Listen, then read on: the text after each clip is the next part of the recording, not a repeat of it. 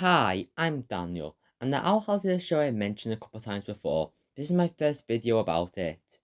It is a great show. It takes some time to get going in season 1. That season is still good. Season 2 makes everything a lot better, with every episode adding something more to the overall story and characters.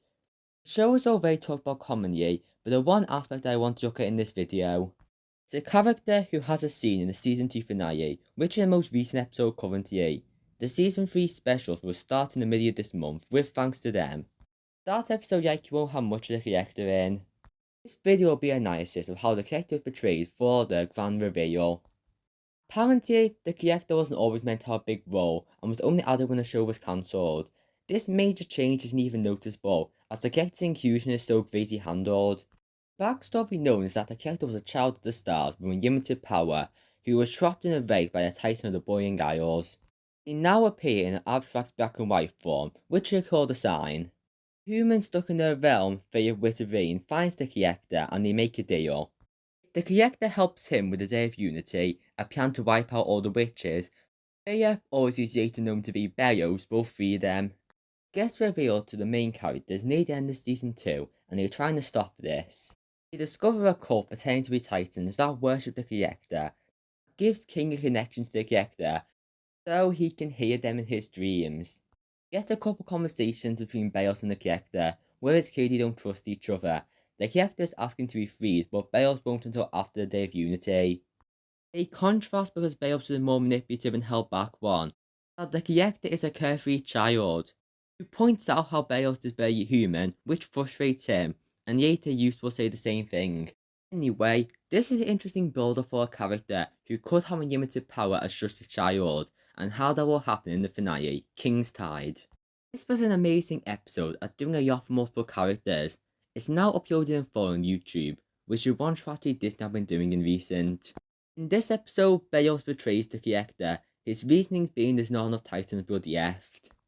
Character tries to reason saying they know of type of magic, but Bellows responds with that's why no one else can know about this.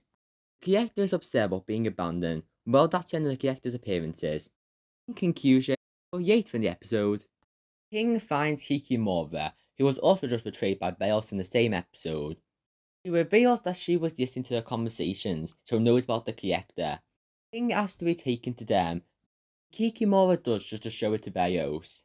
I like her character and how she knows what would happen, but accepts that the character role will be a better alternative. King enters the scores to the dead golden guards, but the character can't see him with that necklace on. Which causes a mystery of what is that necklace.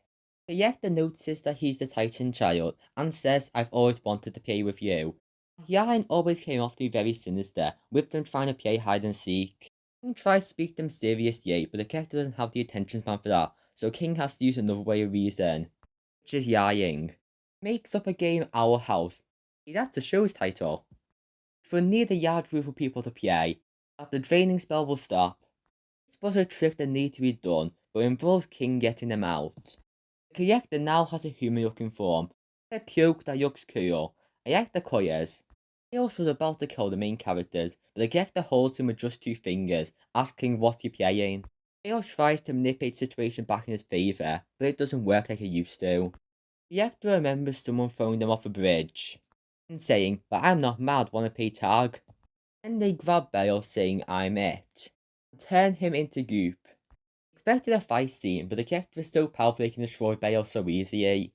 Constant yelling about playing games like tag shows it's just a game to them, and with such power, the world is practically theirs. Like just treating things like a game is probably one of my favourite tropes. That's because there's many interesting ways to take it. Like this, the music played is boss music, showing it getting intense. Cut to everyone's face in pure shock, fear, and confusion all at the same time with a strong red background. Clear is dangerous and bold to represent the situation. The character was about to continue tag and tells them they'll give them a head start. Wondering if the character will turn them all to group 2. At least they were off the head start unlike Bios. King comes back at the right moment and reminds them about Our House. The others all play young. Character walks to get a closer look while everyone else runs, showing the fear towards them. The character really takes their time analysing the situation. Being still adds to the situation where all the Coven witches are dying. Character moves the sun away with a simple boop, and now the genocide was stopped. That objective is complete, and the backfire is now lighter. However, the new main villain looks to be harder to defeat. The character says if we're going to play our house, we're going to need our house, and starts destroying reality. Confused the audience, including me, because they don't know how to play yet. There's a couple of theories, but we'll find out what the character meant. Maybe even has a side plot in thanks to them. Anyway, that whole scene was presented so well. Spirit of a child and power of God was used threateningly. Now, what does that mean for the show? First off, fandom thought that the sign meant the character possessed use, which could have been interesting, but what we got was already great as is. King's tie switch to the main villain was. There are people that like that change. But I thought I might not at first. Chaos was very well built up and represents discrimination from the 1600 witch trial era. It's a great complex character who was just turned to group. The character also has a semi-palatable side from Gravity Falls. Have similarities, but it's not just copying that show. This adds a child and the all-powerful god, makes it interesting what the characters can do about it. Leo seems to be a better thematic villain, and is important, but a video made by Vincent22 made a great observation. I won't go over it all, so I recommend watching that video after this. To explain the base idea in short, the character is what King could have been with his dream of being a tyrant. He only diverted when he was faced with realism in echoes of the past. The character has their powers, so no one can question them. He also serves the most obvious example of a child's view in reality. It contrasts what Bales really is, who can't get past his old viewpoint of being a witch hunter. He can't see that witches are just people, still thinking that he's in the right. Bruce also first started playing out like a fantasy, but got to realize it was all real. Whose main character showed juxtaposition between a child's perspective compared to realism, that the actor is a thought of many characters at the same time. Another complaint is that the stakes are lower than with Beos. I kinda agree, but of course the question of did King make the right decision? It did stop the genocide, and the character isn't as evil. However, it's a harder threat to stop. You either need to trick or redeem them. Or potentially some more third thing. Which sounds way more interesting to me than a typical hero versus villain fight.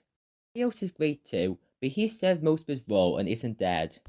He'll be back for a T-spawn of the special, and could dethrone himself as the main villain. But I would prefer the show sticks with the character as a main threat. This character is so greatly shown to match the exposition given. They have two great designs and serve in both a comedic and threatening level brilliantly. Conclusion, this was a nice of the Owl House, which still hasn't finished its story yet. It is talked about a yacht when I normally prefer to look at more overlooked shows or episodes, but if this does well, I could make more for this show. This video was easy to write, so I could discuss more characters, or do short reviews for the 3 specials when they each release.